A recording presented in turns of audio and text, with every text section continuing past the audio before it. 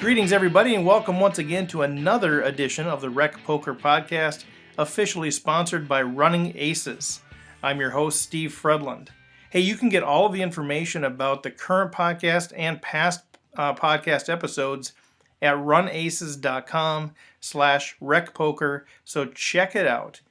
One of the things I've talked about in the podcast is, from a purely selfish perspective, I've had a chance to meet some really cool people playing poker through doing All In for Africa charity tournaments and now through the podcast. And one of those really cool people is Steve Olson. He's a recreational regular player at Running Aces and Canterbury, and I've had a chance to play with him a few times over the years, but we really haven't had a chance to sit down and have a good conversation, even though I think we both respect each other's games, and he's a super good guy. And so finally was able to take the time to sit down with him where he works at the St. Paul Hotel and have a nice long conversation, which we had to cut off because we just kept talking. But I thought it was a pretty super interesting conversation, and I think you'll enjoy it. So without further ado, here is a taped interview that I did with Steve Olson. All right, everybody. Well, welcome back to Rec Poker. Here with Steve Olson. Steve, man, thanks for taking the time to do this deal. Absolutely. It was my pleasure, Steve. It's been fun to kind of hear from you more recently about your input on the hand histories and those sorts of things. You've got great insight. Well, thank you very much. And I know, it's funny that we do kind of go back a ways running into each other at Aces, and I always had a lot of respect for your game. I just never really had the opportunity to know you. Yeah. And then my history with the podcast is I heard your podcast when you interviewed Chris Fox Wallace. Yep. And it was an interesting interview, and I'm listening to it and I'm going, hey, I think I know that guy. Well, then very shortly, after that, actually that was right after I had made my run at the World Series this year. Yeah. And I was like, I bet you Steve would like to hear about that. And so this is kind of how this whole thing kind of began. Yeah, no, it's super cool. Like you said, we played together. I think we did the Six Max. Absolutely, we final tabled the Six Max. You beat me, of course, in that. But yeah, we go back, and I've always same things. A lot of respect, and he plays the bigger games. I don't play those games, so we don't run into each other that much. But little by little, we have, and then right. all of a sudden you're like, hey, here's the deal. Here's my story, and all of a sudden you start giving input to the podcast, and I'm just delighted to have you. Yeah. You doing well, that. The funny thing too is after we final tabled the Six Max at the that was the Spring Classic. Yeah. During the Spring Classic. Yep. And I was thinking to myself, man, I if there was ever an opportunity to do a tag team. Ooh. I was thinking that you'd be a good. Our games complement each other, yeah. And I think it would be a pretty good tag team. And also, by the way, on the Six Max, as long as we have like this mutual admiration society going there, aren't we awesome? Remember we final tabled that? Awesome. Remember that? But you actually nursed a short stack for a long time in that tournament to get as far as you did, and well done. I mean, you really did a great job at that. Yeah, I hate playing the short stack, but it's a part of my game I'm trying to work on because I'm so capable of punting off a stack with equity because I hate playing a short stack so much. So that was actually one of those tournaments that I look back on, and part of it was I really didn't have good spots. So I don't know if I was playing disciplined or if I just really didn't have spots. But I look back and I go, wow, I sure gained a lot of value by being patient even with a short stack. So it worked out good. And I'm used to not having chips, so I'm quite adept, I think, at playing a short stack. Yeah. I've got pretty good patience, but. And that's actually one of the things that we'll talk about later, I think. But it's definitely a goal of mine to work on. But we'll maybe talk about that a little bit later. Well, let's get in a little bit of your background, if you don't mind. A little bit like how'd you get into poker, and like what do you play now? I mean, is it cash? Is it tournaments? Is it online, live, big, small? What do you? I don't play online. The Full Tilt debacle has left a pretty bad taste in my mind. So had you been playing online before? I had been playing online with Full Tilt, and then when that whole thing went kibosh, I lost some money. Not a lot of money, but the whole thing, trust it always had a bad reputation. That certainly didn't enforce anything with me. Right. So I do stay away from the online now. And I think if the government were to come back and say, let's make this legal, I would certainly, fire up my PokerStars account again, and I do think that would be a trustworthy site, but you certainly can't do that living in Minnesota. Yeah. Anyway, as far as my background goes, I'm kind of a bit of a Johnny-come-lately. I didn't grow up playing cards. I didn't play with my buddies in high school. I was managing a restaurant for many years, and one of my employees, and actually a very good friend of mine, happens to be Mr. Miyagi, Those of you who played big limit games at Canterbury certainly know who Mr. Miyagi is. Is that like his real name, or is that... That's his poker board name. Okay, see, I'm going to the actual Karate Kid because I don't play a lot of Canterbury. Yeah, so Mr. that's Miyagi his poker board name. So okay. like I said, if you play big limit games at Canterbury, you will know who Mr. Miyagi is. Okay, wax on, wax off. Wax on, wax off. And anyway, he borrowed me his copy of Phil Hellmuth's Play Poker Like a Pro, because I saw all the money he was winning, and he's driving a Corvette, and he's got a fancy pickup truck, and and he's killing it, and I thought it just always sounded like so much fun when I would talk to him, and I really wanted to learn to play. So he gave me a copy of that book, which I still have. I never gave back. Can I ask how old you were at this time? Like a roughly. This was probably 2010. Okay. And I studied that book. Until I felt I was ready to roll into a cash game, and I hopped into a 2-4 cash game like everyone else that starts, and just took it from there. Just always trying to improve and get better. And you've never given his book back? And I never gave the book back. So if he's listening, I owe you a book, Chuck. As you know, the dog immediately chewed the cover off of it, which is part of the reason I never gave it back, and of course I never bought him a replacement. First and foremost, because he doesn't need one. I was going to say, it sounds like he'll be okay. He'll be okay. So you need to pay it forward, maybe. Yeah, I might have to pay it forward to the next person, but he'll be okay. So you started playing 2-4. Yeah, 2-4, and then you moved to 3-6, and started playing some tournaments, and they had decent success with that. I actually won the third tournament I ever enrolled in. Nice. And that'll get you hooked. That'll get you hooked big time. All of a sudden, wow, you paid your $50 or $60 or whatever it cost, and you walked out of there with 500, and that'll get you hooked. So I still play both cash and tournaments, although I'm probably 70% tournaments, 30% cash. Okay. There's no doubt in my mind that I'm a better tournament player than a cash player. Okay. And I'm certainly a better no limit cash player than I am a straight limit player. Okay, so I want to explore that a little bit at some point for too. sure the weakest part of my game. Interesting. Okay. Do you think? I mean, we can take a tangent here. I mean, do you think that's because it's playing the player versus mathematical, or what do you think the difference is for you? I actually have kind of a science background from college, believe it or not. A lot of math, a lot of science. I certainly know and can do the math. In a no limit cash game, I have the patience of Job. I mean, it just doesn't bother me. For whatever reason, I have 2 leaks in a limit cash game. A, I run out of patience. B, when I get up, I don't rack up and leave when I should. Okay. And those are things I'm working on. Okay. So the patience factor in no limit cash game, I assume that translates then to your success in tournament poker. I do think so. Patience. I mean, I think I'm known as a pretty tight, pretty patient player. I know going back to Helmuth's book, of all the things I've forgotten in all the different poker books I've read, one of the things that really resonated with me in that book is what he said, that he would rather blind himself out than make a mistake. And I didn't understand what that meant for a long time, and I actually get it now. Okay. I really do. What does it mean to you then, versus just punting off a stack, you mean, or... Because it sounds like, a lot of people would say blinding off is a mistake. A lot of people would say that, for sure. Here's a question I always ask myself whenever I'm in that situation. When I'm in the car driving home because I just got beat, am I okay with the hand I just lost on? Yeah. And if the answer is no, then wait. Yeah. That's so and, good. And people... And there's a lot of people that disagree with me and will give me funny looks about why I'm folding in certain spots. But, I think you got to play the game you're comfortable with. Yeah. And that's always one question I like to ask myself. Are you okay going home on this hand? And if you're not okay going on that hand, then you have no business playing it. In my mind. So good. In my mind. Because I usually wait until I'm driving home, and then I realize I feel okay or not okay. Right. Versus in the moment. Right.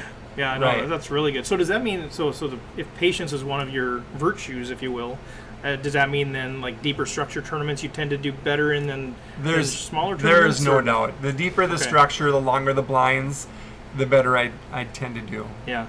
I've gone out to Vegas 3 times for the WSOP, and I've done I've never lost money. Let's just put it that way. Nice.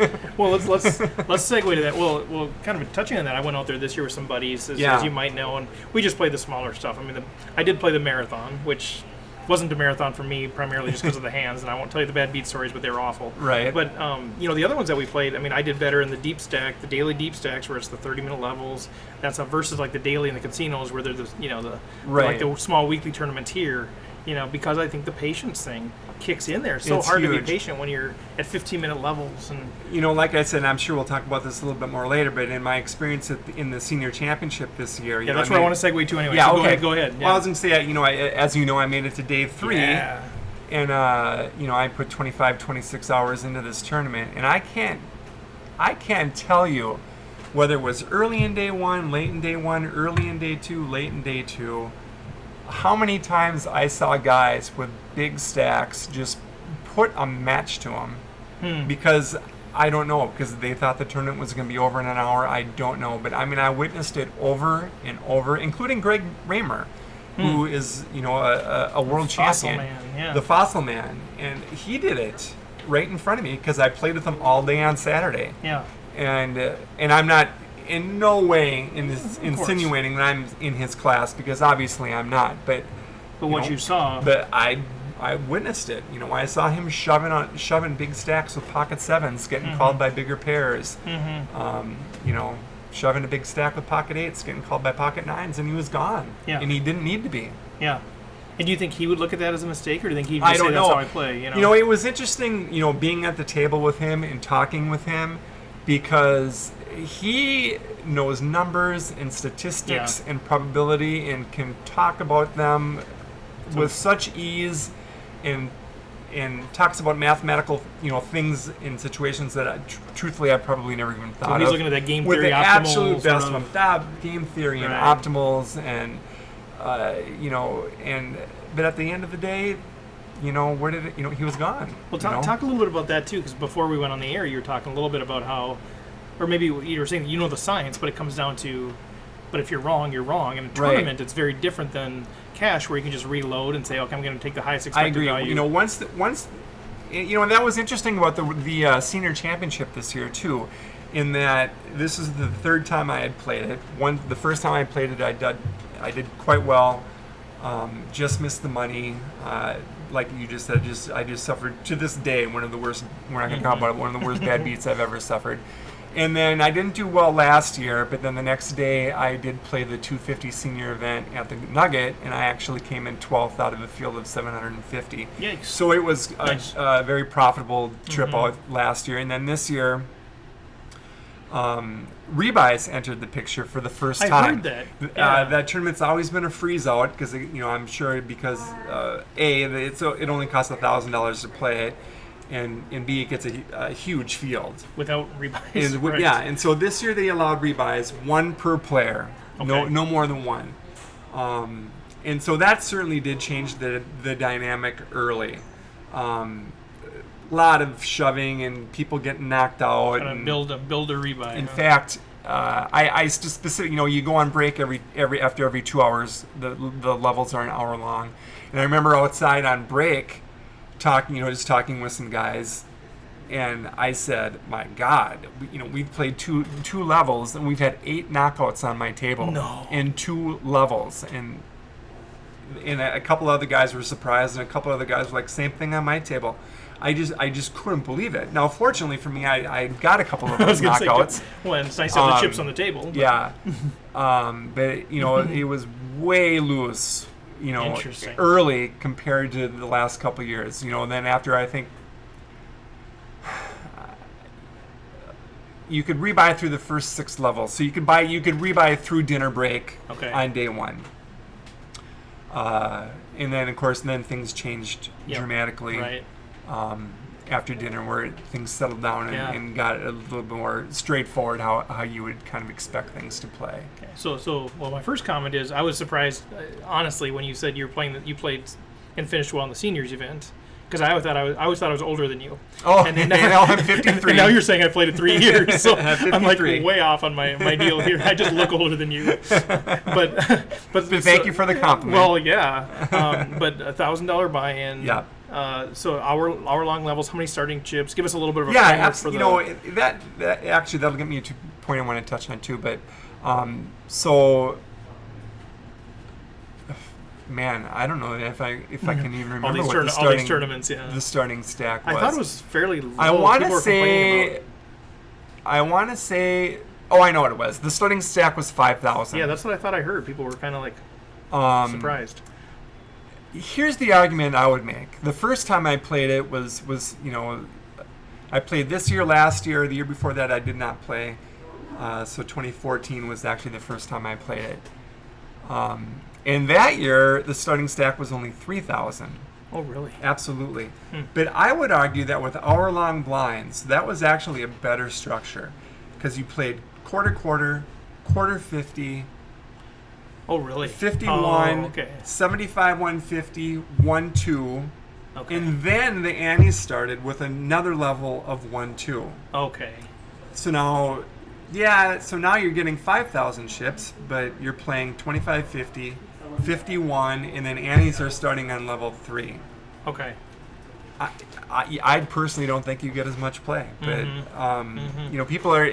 people are so enamored. I remember years ago at Aces when I started playing tournaments out there, the starting stack was 5,000 for the daily tournaments. There was no ante, and those tournaments weren't getting done until 5, 6 o'clock at night. So now you get 10,000 chips. There's antes, and those things are wrapped up by 2:30, 3 o'clock, 3:30 at the latest. Yep. So you tell me what the better structure is. Right. Ah, very good. Yeah. So anyway, so it's hour-long blinds. You played like eight levels a day, or what? No, we played 10 levels on day 1. Okay. So we started at 10 in the morning, and we did not get done until nearly midnight. Okay. Because let me tell you, when there's 81 tables going, and you got to figure out who the bubble is, that takes some time. So you reached the money in day 1. We reached the money in day 1. Oh, that's nice. Yeah. Okay. It started paying out at 8:07, and so I think that happened in level 9. So how many entrants? Like 5,000? There was 5,394.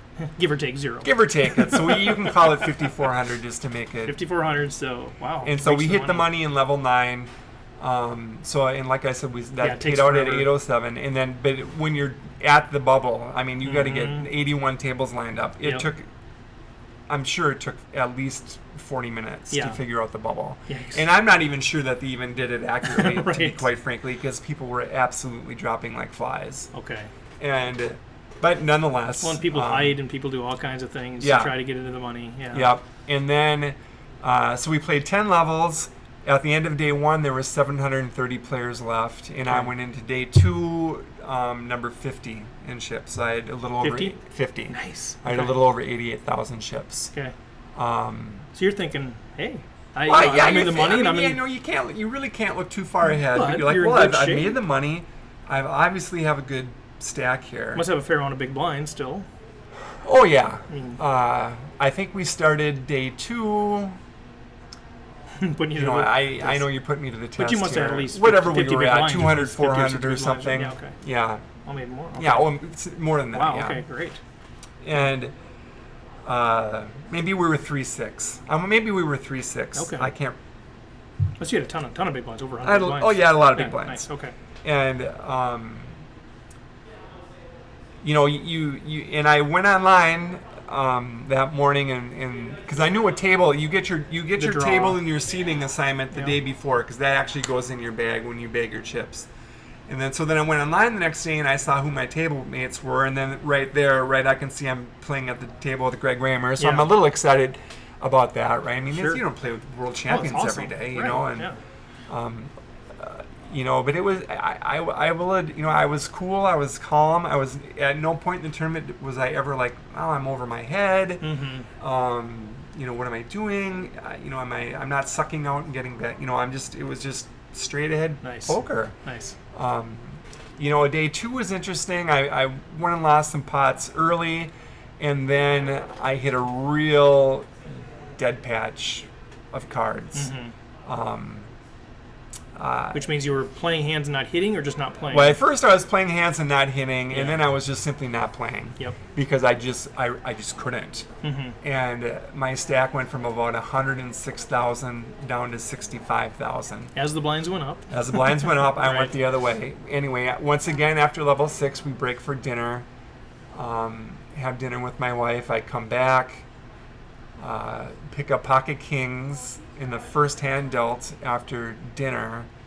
The first of 6 times I had pocket kings in after dinner on day No 2. way. Yeah, six times I had pocket kings. And you made it to day 3, I know. So twice there's had not a horrible aces. story here. Yeah, it's not a horrible story. Okay. So I Right. really played well after that. Nice. Although, nobody knew who I was, so the reporters were not updating my chips. Sure, So, yeah.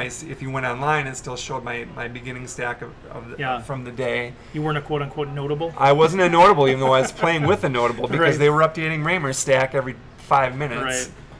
Right. And So anyway, we're- there was a player at our table, and he had accumulated a massive amount of chips. He was actually sitting he was in the 1 seat.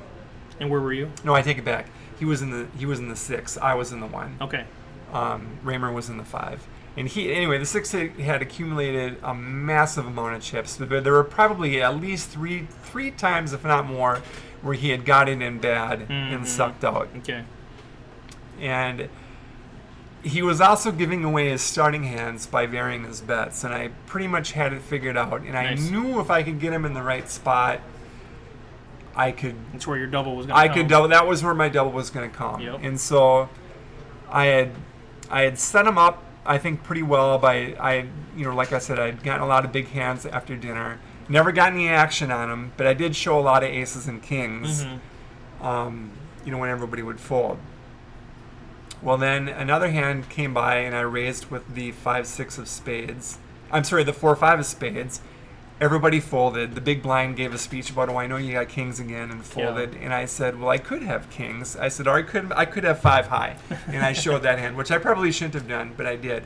But I saw the look on the guy's face that had the big stack, and I knew right then and there I had him. So just a very short time later, he let out, and by his bet, I knew he had a middle pair. It actually folded me in the big blind, and I looked at pocket jacks, and I went all in. And he called without putting a whole lot of thought into it, and turned over pocket 10s. Ooh, nice. And I doubled up through him, and ended up with like in the neighborhood of 150,000 chips when that hand was done. Nice. And at that point, the reporters took notice, got my name, Right. and started updating. You my became a chips. notable. I became a notable. One hand. And I ended up finishing day 2 with 320,000 chips. Nice. Where was that compared to? That put me at number 38 going into day 3 out of 67. So middle of the players. pack-ish? Middle of the pack, 27 big blinds.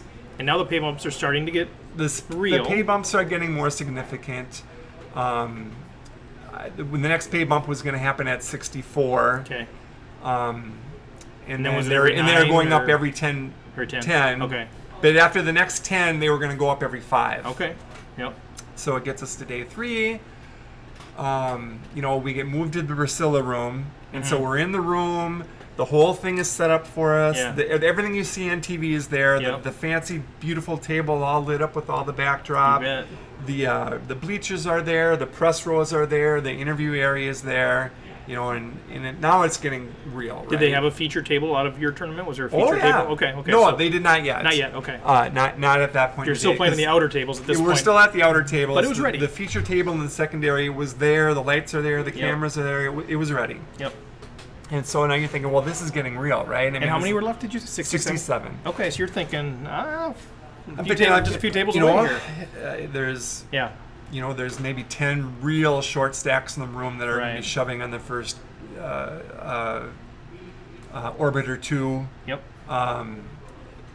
Obviously, there's a long way to go, but you're thinking, well, maybe something special can happen today. Yeah. You've played well so far, and so anyway, the third hand dealt. I know where you finished, so Yeah. I don't like what's coming. The third hand dealt. The blinds are 6,000, 12,000 with a 2,000 ante, and the third hand dealt. Anthony Nicastro makes it 60,000. And you had about 25 bigs or somewhere in 27, there. 27 bigs. Okay. Anyway, that, and so part of the problem is right, everybody at the table is new because you're shuffled from the day before. I don't know any of these guys. I don't know any of their histories. I don't know how any of them are playing. We haven't played enough hands to know anything. Had you done a little research online at all? I really didn't. I probably should have. Well, that can only tell you so much anyway. Who knows how much it would help. Okay. So he makes it 60,000, so I think, which it was really shocking because I just spent the entire day, the day before, not looking at a raise no more than 3x. Yeah, now we're 5x. Usually 2x or 2.5. 2.5, 2.2 was kind of standard, and I thought to myself, well, what does this that's mean? jacks or less or a big ace. Mm-hmm. I can't. Why would you play aces or kings like that? I mean, you see it happen, but not people at that level. So you see it happen, but not certainly not at that level. Exactly. Maybe when you and I are playing at aces in a $50 right. No, daily. exactly. You do. But I just don't see it at that level because cracks. typically those guys, you're looking for action for sure. on a hand like that. Yeah. And so, and he was in. I got to think about this because I was in the 10. He must have been in the 7. So he made it 60. Mm-hmm. I look at pocket queens. Yeah. And you said you got 300K. 320K. Yep. And so I make it 175. So I'm committed, obviously. Mm-hmm. My intention was to let him know. Well, I've got a big hand. I just put in half my stack. Get rid of your ace or whatever you got going, or I'm willing to go with it. Yep. And it folds back to him. And then it was a little bit strange. He didn't snap all in. He didn't ask to count my chips, which is usually kind of standard in that situation. Right? He kind of rolled his eyes, looked up in the air, and he just said, I'm all in. And so then we turned him over, and he had ace king, and I had queens, and there was an ace in the window, and that was it. The flop came ace 2-3, and then a 9-10 turn in river, and that was it. That was done. And it happened so fast and so early. Right. I was literally like in a state of shock. Right. And then you just got to sit there till they come and get you and take you to the window and give you your ticket, and you got to go to a different room for the payout. Yeah, which good news, bad news, right? You picked up 7,000 or whatever you picked up, or yeah, it was like 78, 77, 80 or but you something. kind of already mentally cashed that check, probably. Usually that's how I am. Like, okay, I made that day. I know what I'm guaranteed. It was kind of interesting. Okay. Once I hit the money, I didn't want to know when the next pay jump was. I wasn't I wasn't looking at the clock. I wasn't milking it. I just wanted to play every hand as it came without that interference. Okay. And you couldn't help but know, right? Because there's guys just talking at the table constantly. Well, the next payout's in 3 spots or 2 spots, or we're going to this, we're going to that. But I never wanted to know. I didn't want those distractions. I just wanted my cards, my focus, my reads, and that's what I cared about. Be in the moment. Be in the moment. Yeah. My goal wasn't to milk out my 320 and move up. My goal was to try and get to the final table. Cool. Yeah. And then whatever happened from there. But so do you have any regrets with how you played the last hand? I don't. Well, I guess maybe you do, but I really don't. Do you say to yourself, well, should I just call with my queens? Well, I suppose you can call with your queens, but then you're inviting who knows what to come in after people you. People say, well, just call them. See, there's an ace on the flop, but and now maybe you're going to play you're going to play your queens against maybe 3 or 4 people. Right. And what are your odds? The flop is Jack 10-4, and somebody has Jack 10. Yeah, whatever. I mean, exactly. There's a million terrible scenarios that can happen. And I made a read. I made the right read. I just had the wrong results, and so if that holds, I'll live with it. And if it holds, if it holds, it was a 762,000 chip pot, right. And I would have been 5th or 6th in chips in the room. And then now you can really start to think about it. Well, I got 65 big blinds now, and at that point you're getting pretty close to a final table stack. Can happen. Yeah. Well, there was over 26 million chips in play. Okay. So the final table, the average is 2.6 million. So you're still gonna have work to do. But unless something really bad happens, you're not heading anywhere anytime soon. Yeah. But I can't. tremendous run. Yeah. And the funny thing was, it was only the second time I had been all in and at risk the entire tournament. Yeah. The first time was the Jacks versus Tens hand. Yep.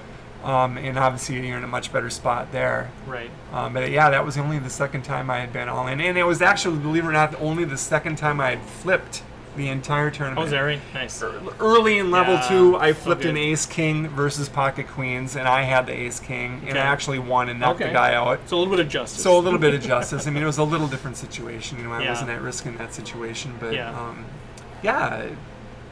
Sweet, man. it was a great experience. Yeah. No doubt. Yeah, I would recommend it to everybody. I think the World Series of Poker it's just wonderful out So there. fun. It's fun. And I would recommend making day 3. I would recommend that too to people. Yeah, I would recommend day 3. Yeah. Well, let's take a quick For break sure. and then we'll come back and switch gears. Running Aces Casino and Racetrack has the best poker room in Minnesota, featuring 24/7 promos on all cash poker games, including earning $2 per hour in comps, plus the most player-friendly tourney structures. Visit runaces.com for daily promotions and the tournament calendar. Running Aces Casino and Racetrack, the official sponsor of Rec Poker. All right, well, we're back. Tremendous run. Man, we're all jealous of you, whatever. Yeah. Thank you. But no, World Series, fantastic. Good time. Highly recommend going out there. Even you if meet you just a lot play of the great dailies. people. You meet people. I played with people from France, from England, from Sweden, several from Canada. I mean, it's just all over the United States. It's a really great. And even time. if you don't have the bankroll to play the big ones, I mean, go out there, play some of the dailies and stuff. Absolutely. And then I went into the Brasilia room. I went into the rooms and watched. I'm watching Mercier play for a while, and some of these guys, and it's just it's just cool. I had watched Negrano play for a while when he was on the final table of the horse event. Yep. And it was really fun to do. Yeah, it's just fun, no doubt. You realize they get the same number of cards you do. They do. Turns out like a Hoosiers moment. Yeah. Well, I want to. They play them better, but we don't have to talk about that. But at least they start with the same equipment. Yeah, they do. Yeah, they do. So shifting gears a little bit, I'd love to pick your brain. A lot of our listeners are recreational players, either regular or not as regular or whatever. But from your perspective, what are some of those mistakes that you see players making, especially in the lower level tournaments, but even across the board, where you're just like, internally, I know you're humble enough to not say, "Oh, I'm great," and they're all making mistakes. But in general, are there things that you pick up on that you're saying, "Geez, these guys are less experienced and need to work on this"? I do. And let me say, I make as many mistakes as anybody. I mean, there's no doubt about it. But playing pocket queens. I mean, seriously. Well, I know. What are you doing? What are you supposed to do? But to kind of parrot your interview with Fox, I agree with them. The number one mistake is inexperienced players are just playing way too many hands, and they just don't lack. They're playing and they're playing them out of position, and they just don't lack they just don't possess the skill to be constantly playing through so many hands. There's not that many hands that play themselves. Even if you have aces, they don't necessarily play themselves. Sometimes they do, but you're playing. If you're constantly playing out of position, more experienced and better players are just gonna prey on you. And I would say the other big mistake that I see, and I even saw it at the World Series plenty, but especially the deeper you go, the less you see it. Is people just simply give away their hands by the amounts that they bet. I had first actually read that in a book, and I completely agree with it. People just give away their hands by especially their continuation bets. I think so many players give their hand away whether they have it or not with their continuation bet. By their bet sizing and continuation? By bet sizing, I think, Talk a little bit about that, because I know I'm one of these guys that I'm getting cured of this little by little, but I was like continuation better 95% of the time. Yeah. And I still think you win a lot of pots that way too. There's no doubt. You do win a lot of pots continuation betting. But I'm curious bet sizing. But I think you bet a lot more. You win a lot more of them when you're in position doing it rather than trying to lead into somebody. Yeah. So what do you look for in sizing of continuation bets? That's a different thing we haven't really. Too small of a bet. Meaning they're not betting enough, so they're basically saying, "I missed this. I know I have to see bet. I want to see where I'm at." And now we're going to see where I'm at, and they'll give it away with their body language a lot of times too. Where I don't want to lose too many more chips, and I don't, I know that sounds odd or whatever, but it's just I think when you play enough hands and you play enough tournaments, you start to get that feel. It's the player, the experienced player that typically is raising in position, and he's always raising the same amount for whatever blind level we happen to be on, and his bets are always the same. Try reading that guy or girl. That's to me, that's a much harder situation. Okay. Because sometimes people overbet or underbet, and sometimes it means the opposite thing. So you kind of got to figure out that. There's player. no doubt about it. I mean, you have to pay attention, and I always think I think that's one thing that I actually do pretty well. Is that when I'm not in a hand, which is usually because I'm usually folding my hands because I am pretty tight. I really do try and pay attention to every single hand, every single move that's getting made. Even if I'm talking to somebody, they have my attention, and the other half of it is certainly with the action that's going on. What are their mannerisms? What kind of hands are they showing? How often are they raising? And this is a question I've asked some of the other folks too, and I'm curious your thoughts on it. Like, I know Matt Hamilton had some good thoughts on this too, but like, I have my memory's just not where I'd like it to be, and so I feel like I can notice a lot of those things, but then they're just kind of gone, or I have trouble bringing them back up. So are you sort of looking at those things and filing them somehow in terms of, I'm going to pay attention to this, or are you just noticing and then trusting that when the situation comes up, you can kind of go back and say, they're acting different than before? Or I do have pretty good recall. It's funny.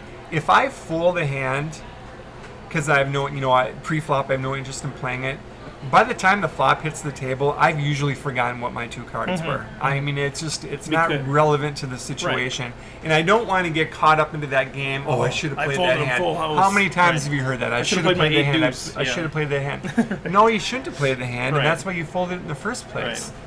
Right.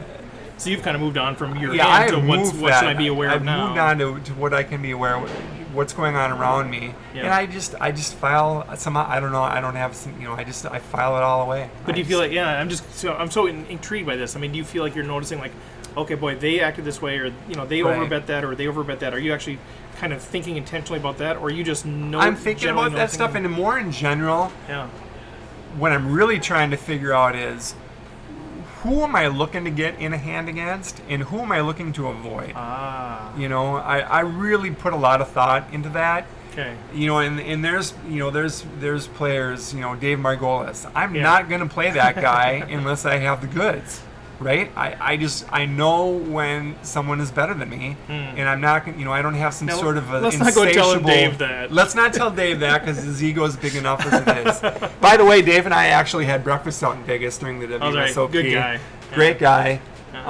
He was following me the whole time when I made that run. Oh, nice. And constantly giving me a lot of feedback online and just positive support. And it really meant a lot to me. It does help, and it really did mean a lot to me. But So anyway, so you tried to avoid him or others? Or Eric. I mean, why do I want to tangle with Eric? Right. Unless I really have the goods. I don't have, I don't need my ego stroked by telling me, hey, you can beat this guy. Well, why? So that might come into play in terms of thinking about where's a good 3-bet opportunity. Where's a good 3-bet opportunity, or how, or if I've got position on a guy that I know is just, I've got a great read on him, and he's varying his bets, so I'm pretty confident of his starting cards. Can I isolate him? Or just float him, or whatever. Or if I'm in the big blind, can I play my hand against this guy? Yep. Okay. Because really my goal in a tournament is, it's not to accumulate. I mean, I realize it's everybody's goal to accumulate as many chips as you can, but my goal really is to make the final table. Survive. That's really my goal. Do whatever it is that I need to do to get to the final table, and then once you're at the final table, you know what? Let it rip and see what happens. Interesting. Okay. That's and I've had good success. I mean, I told Eric this one time, and he looked at me like he couldn't even believe it, because a lot of people, I think, still don't really think too much about me. But in 2016, my tournament cash rate was 37%. That's a pretty good tournament cash rate. Yeah. Yeah. Do you? So I'm a numbers guy too, and I track everything. Yeah. Do you consider each buy-in like a rebuy as a separate entry, or is that 37% of the tournaments that you played 1 or 2 bullets? I rarely rebuy. Okay. I mean, I've done it. Because I've heard people give those stats. I'm trying to figure out, like, was that include? Because I treat every single buy. To me, an entry is an entry. So 37% of entry fees paid, you cash. Correct. But that's crazy. I don't rebuy. Yeah. A lot. I remember I had a stretch last summer and fall where I final tabled like 12 out of 15 tournaments in a row. Crazy. It was so. I mean, it was the sickest run that I had ever had. Yeah. Which certainly helped to that. Had those stats. You're a little 85% around there. It was great. I kind of I've only played a couple times since the World Series of Poker, but I final tabled at Canterbury last night. Mm-hmm. Got 7th. That was a nice tournament. It was just a $50 tournament, 104 players. I'm happy. You know. It's phenomenal. Yeah. Let's take one more quick break. Yeah. And then we'll come right back. Let's do it. Running Aces Casino and Racetrack has the best poker room in Minnesota, featuring 24/7 promos on all cash poker games, including earning $2 per hour in comps, plus the most player-friendly tourney structures. Visit runaces.com for daily promotions and the tournament calendar. Running Aces Casino and Racetrack, the official sponsor of Rec Poker. All right, well, welcome back. I wanted to ask you, too, I wanted to at least get a plug in here where, if you don't mind, we're sitting here at the St. Paul Hotel. We are sitting here at the beautiful and historic St. Paul Hotel. And historic. Well, I wanted to give a shout-out because you said this is kind of your domain where we're sitting. Do you want to talk a little bit about that? We're sitting here in the lobby bar at the St. Paul Hotel. This is where I bartend. And then another girl, Risha, bartends here, too. And then, so when I'm not bartending, I'm serving. But yeah, love it here at the hotel. It's an awesome place. And that's where we're talking about playing the Running Aces anniversary tournament. You got to work on Sunday, or you had something going on. I got to work on Sunday, so which doesn't always happen. Right. But I do have to work on Sunday, so there's really no point in playing day one if you can't play day Sunday. 2. And the reason I brought it up, partially to give them a plug, but also curious, like, as a bartender too. Obviously, you're talking to people all the time. I assume talking to people all the time. Maybe it sounds stereotypical, but you run into a lot of poker fans. Yeah. There's a couple of regulars, business guys that actually live out of state, but they come here quite a bit. So they were certainly following me on when I was at the World Series, and I can't wait to see those guys back in here again next time they swing through town. As an analytic by trade, I tend to try to avoid people. Whereas, as a bartender, obviously that's your world. And so I'm curious, like, if, just from hearing conversations or how people's body language are, how they present themselves, do you feel like there's anything you, either whether intentionally or not, that you kind of pick up that you maybe can translate to the table? And I do, in the sense that, I've been in the restaurant industry since 1984, so I've been in a long time. Previous to the hotel, I was the general manager of a full-service restaurant for 17 years. And when you're a GM, basically every day employees come to work and they lie to you, and so so it is like poker. So it is like poker. So I do have a lot of experience when people are telling me the truth and when people are not telling me the truth. Yeah. And whether that's body language or, and I'm certainly not going to attribute that to any success or failure I've had in poker, but I can't imagine that it hurts. Mm-hmm.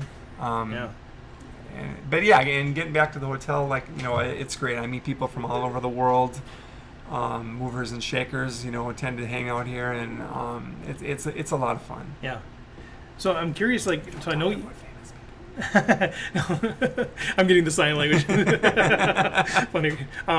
So I'm curious. I know you said you have sort of whether it's engineering or mathematical background or something like that, the analytical side, and yet you consider yourself more of a. I don't want to use your. You didn't say this, but in my words, more of a field player or some combination of those two. So I'm curious. Kind of a combination of the two, but when it comes to tournaments and no limit play, I certainly.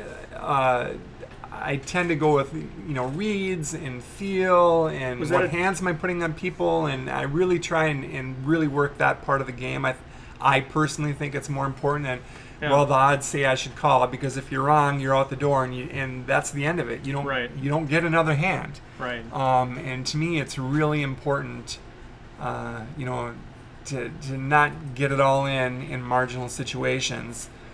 Because because of the to me, survival is way more important than the odds said I should be in there, so there I'm in there, and then now I'm gone. So if I got to fold, I got to fold. It's just the way it is. Was that a transition for you then, as somebody with an analytical sure. bent? Did you start more mathematical in the game and Well, transition? it certainly is. I was, like I said, I started playing limit more before Yeah. I ever got into tournaments or no limit. You can't play no limit in Minnesota, but you can actually in Wisconsin. I've got a cabin up in Hayward, so I do play a lot of no limit during the summer when I'm up at the lake. Nothing better than fishing guides flush with cash, kids. If you can get on a table with them, I would highly recommend it. Nice. So yeah, it's all been a learning process, right? Yeah. It's all been a transition. Yeah. But like I say, you got to be right, because if you're wrong, you make no money. Right. And yeah, there's always the next tournament the next day, Yeah. or the next hour or whatever. But Yeah, and I'm a math I guy, like to so win. I get the concept of expected value. I kind of like that idea. Right. But you take that to the next level for all you math nerds out there, this whole idea of utility theory, which is really Right. around what's the value of the upside and what's the value of the downside. For It's sure. that next thing. It's not a pure mathematical. You have to look at, yes, but what is the value A of lot of winning? times What's I take a lot of time, to bet or call on the turn. And the reason is, and that is because I really am actually running through some numbers in my head when it comes to implied value. Okay. Especially when it comes to calling. Because at the end of the day, there needs to be some math involved, right? So I certainly do give a lot of weight to, not necessarily what are the implieds now, but how much can I win when this hand is over? Right. And if it's not significant, then why take a big risk? Find a better spot. Just find a better spot. It's like your pocket sixes hand, or you're the ace queen hand that you talked about, where you fold the pre-flop. Well, you had to fold the pre-flop. You had no choice but to fold the pre-flop, because there's just better spots to get your money in. But so many of us less experienced players say, but it's queen. You look at the ace queen. You don't think about the relative value. You think about the absolute value. I'm going to tell you right now, during the World Series of Poker, and this is just me personally talking, I never played ace queen one time. I never played king jack one time. I never played king queen one time. I was going to say king you might want to. Yeah. Okay. King queen one time. I folded them every single time. Yeah. I do remember a couple of times, like, I raised with the suited ace jack, more like I would raise with any suited ace if it was folded to me and I was in late position, just looking. And the only thing I'm looking to do is pick up blinds and antes, and that's exactly what happened. Yep. But especially in those big tournaments, trap hands. I mean, they call them trap hands for a reason. Reverse implied odds, right? You're going to win small or lose big. Yeah, they are trap hands for a reason. Play your king jack, flop a king, and see how much money you lose. Right.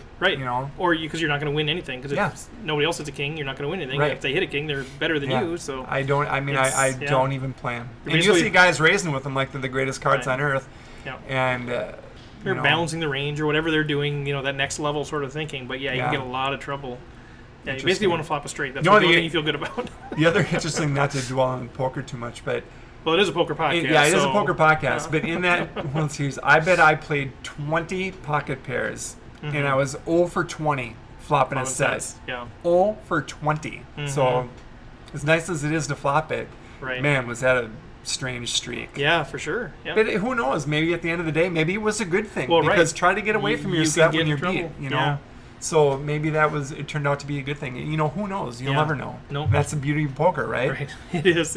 You never know. You never know. Well, let's talk about one more thing I really want to talk about. We'll have to have you back on, because I really want to dig into strategy. So if you want to hear more about how Steve thinks and his 37% win rate or cash rate, and he's on the Rec Poker podcast giving input and that sort of stuff too. Sure. But you might have to read the book when it comes out. But I don't know. I will not be writing a book. But in general, I'd love to know, I guess, it's one question, but it's a couple parts. How intentional are you about getting better at the game?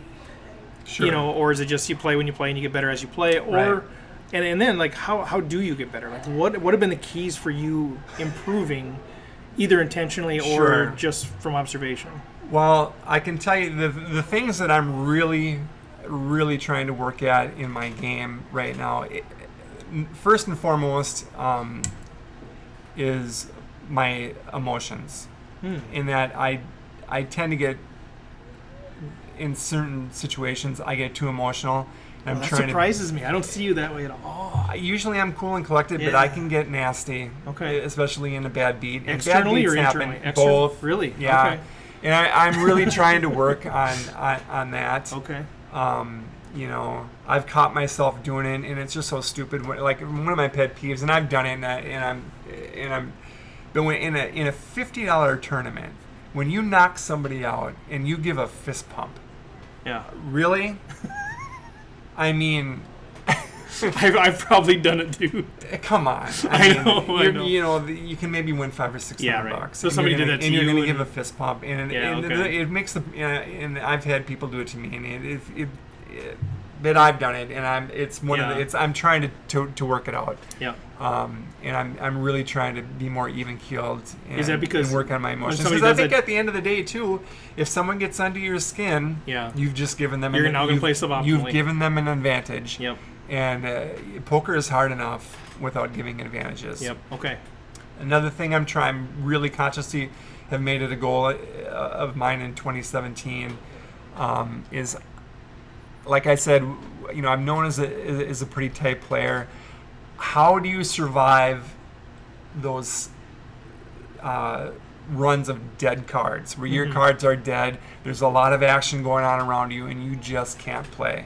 The good players can do it. Figure out a way. They figure out a way, and that is for sure the one area I'm struggling with. I'm probably going to have to get professional help with that. Yeah. You know, whether it's a coach or whatever, but that's definitely on my list for this year. So those are really the two things, and the other thing is, you know, how do you get better? I certainly do read, you know, not constantly, but I have a few core books. And I tend to go back to them rather than buying the next book that comes out because, like I said, Helming's book is a great book. It's more of to me, it's more of a beginner's book. If you know somebody who's just going to start playing poker, I think it's a great book for someone who is looking to get into it. I've got Negreanu's book. I think is an excellent book. You know, I've got Brunson's book. Johnny Chan's book. Is there one or two that you consider the go-tos for you? Like if you really like, I think if I think of my game, I really think I've taken a little bit of everybody. Yeah. In trying to, because you're not, you know, to think that I'm going to sit here and play like Helmut, to think like Negreanu or Doyle, whatever. You know, you're kidding yourself. It just isn't going to happen because you're not those guys. You don't possess those skills. But if you can take key components of whatever kind of knowledge you can get your hands on, whether they're books, you know, the internet is an infinite resource. I mean, there's more poker information on the internet than you could read in 100 lifetimes or videos you could watch. You know, take what works for you. You know, and if it doesn't work for you, don't try and, you know, jam a square peg into a round hole. I think that's such a good point. You know? I mean, I know we got to wrap up here, but you know, the idea of what works for you, what's your personality. I mean, I tried to learn the game, and it was T.J. Cloutier at first was like the first book I read, and so it was like ultra tight, like, I mean, tighter than what you're talking about. Right. And it worked okay, but I never ran deep. You know, I could cash or whatever. So then I'm like, okay, how do I increase my, you know, when I do cash, you know, and then I went the other way, like hyper aggressive. Right. And like, that just wasn't my personality. Just I felt so uncomfortable doing it. If you're not comfortable doing it, it shows. So I think that's almost where you start. Is like, what's your personality and what seems to be a good style of play? Now maximize that. Right. You know, and learn enough about the others so you know what other people are doing, and you can go into that mode if you have to. Right. But yeah, I think that's a huge. What's your personality? Yeah. When to turn it on, when to turn it off. Yeah. You know, and table dynamic to me is such a huge thing and makes such a big difference. Are you in a tight table? Are you in a loose table? Because the big thing is that, and I think the more I play, and you know, let's face it, practice makes perfect. The problem with poker is practice gets pretty expensive. And it takes a long time. Yeah, and it takes a long time. But you know, the more you play, table dynamic is such a huge thing. Like going back to the World Series this year, day one I was on 3 different tables. And the first table didn't last long, although I knew it wasn't going to last long because they actually sat us in the sit and go area because they were so short on tables. So I knew it was going to break fairly soon. Day 2, never changed tables. Was there and we played 10 and a half levels actually on day 2. Okay. So I was there from 11 in the morning until 11:30 at night, and I never changed on that table. Yeah. And at the end of the day, there was only 2 of us left on that table that started that table. The guy and then the guy that doubled me up was still there. Okay. Yeah. So just understanding how So I like different tables. I like not changing tables. Okay. It's obviously you have no control over that. But if you feel the like you have more I can play with guys, Yeah. I feel the better that I can do. Well, especially if you feel like you have an information advantage in terms of you feel like you can internalize and you're paying more attention. Right. Like I don't know if I would like that as much, even though I like to pay attention and stuff. I feel like others are better at it than me. Oh, okay. So even though it helps me know them better, I think Sure. they're probably learning my game better than I'm learning them Right. theirs. So maybe switching tables might be better for me. Yeah. But, And like I said, especially on day 2, I found myself, and this obviously had nothing to do with me, but Raymer's at our table, right? Yeah. So there's a crowd around Sure. our table, Yeah. like I'm playing on TV. yeah. Well, just to keep myself from being distracted, I mean, I didn't look at them. I just stayed focused on what was going on at the good. table. Yeah. Because I think it would have just been so easy, and I think a couple guys did get caught up, Get in what was enamored going with on. him and- They get enamored with him, and they're talking to him. They're Right. trying to find out. They're dropping names like they know somebody, Right. and They want to be his Twitter buddy. yeah, or whatever. they're taking pictures between Right. levels. I didn't take my picture with them. I Yeah. didn't. I talked to him a little bit. Sure, just to yeah. be social, but. Yeah. Well, Well, it is cool, but if you can, yeah, it is cool. if you But can stay and, focused, you're up, and guys are, they're looking at the crowds and waving to their Right. wives, and right. my poor wife had to stand there and have me ignore her all night long. And Yeah. fortunately for her, she's social, so she did all the talking for me. Nice, People nice. around her. Nice. Well, any final words of wisdom as we depart here? Anything final Not parting really. words? For Just if it's not fun, don't do it. nice. I guess that's the best way to do it. If you're losing too much money, don't do it. If you're having fun and you're making some money, and and everyone plays for different reasons too, and Yeah. that's another thing that we can talk about on a different podcast someday. But why are people there? Right. I mean, there's I'm not going to name the player, but there's a player that aces that everybody knows that plays a lot of tournaments, and he's there to lay a bad beat on you. Mm-hmm. Period. Yep, for sure. Results are not. If he gets them, great, but that's not his Right. primary goal. Right. He's not there for the money. Mhm. He's there to lay a bad beat on you, and I just see guys getting sucked into him and sucked into him and sucked into him. Yep. And this is like, man, guys, come on. So let's leave it with We'll leave it why, there. why do you, Steve Olson? Why do you play? I have to be honest, I love it. I love to play. I love the competition. Sure, the money's great, but I'm not getting rich playing poker. Mhm. I just don't have the time to commit to it. Right. Do I have the goal of someday being able to do it full time? I do have that goal. Cool. I'd love to be able to do that, but right now it's really not in the cards. I love to play. I love the companionship. I love seeing the guys. I love seeing you when we play cards. I mean that's a big deal of it. But I've always been a pretty competitive guy. Played a lot of sports when I was young. I didn't actually hang up my football cleats until I was 45 years old. Wow. Okay. So, Yeah. I've always Cool. I like to win.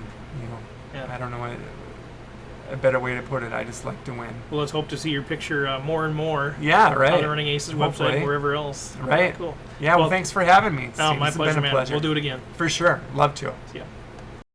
All right, well, that wraps up another week of the Rec Poker Podcast. Hope you enjoyed that conversation with Steve Olson. I know I did and was left wanting to hang out with him a little bit longer. Just one of the really good guys in the Minnesota poker scene.